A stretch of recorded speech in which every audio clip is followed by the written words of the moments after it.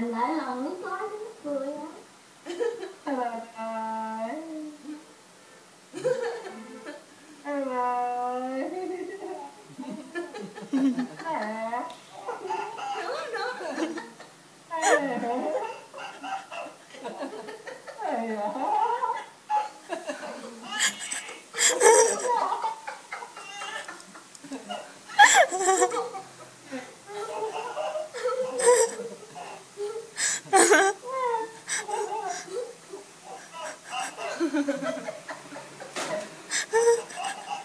Giống như trên YouTube rồi đó.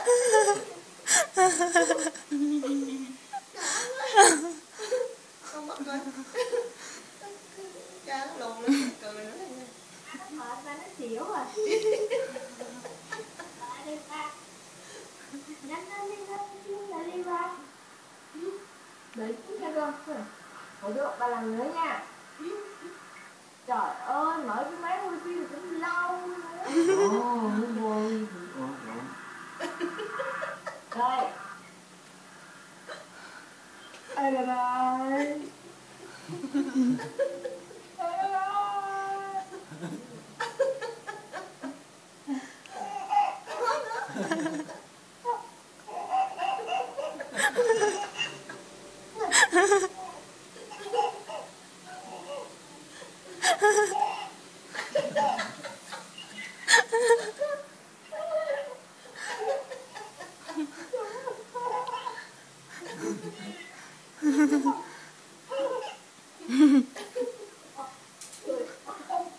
Ho lắm. Cười lên nó mệt á.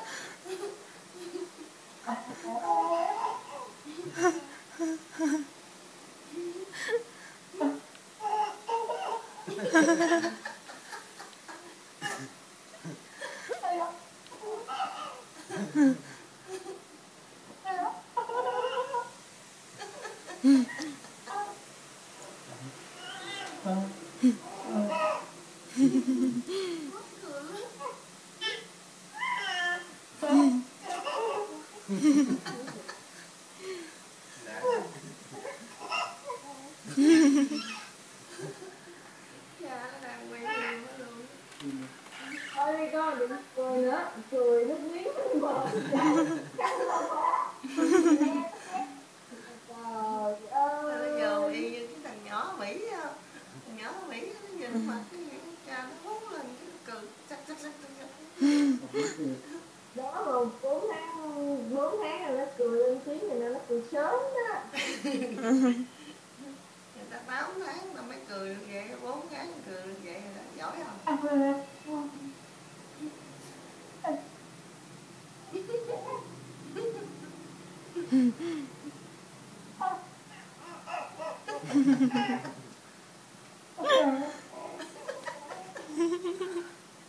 Dạ.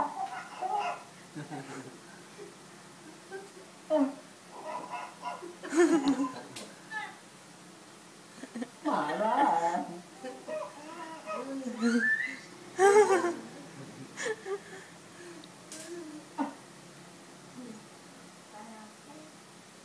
Ai là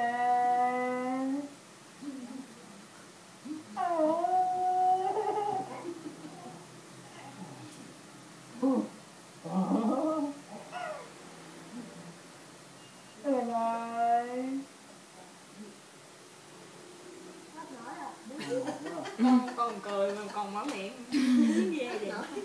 Nó nổi lại mẹ nó nổi lại.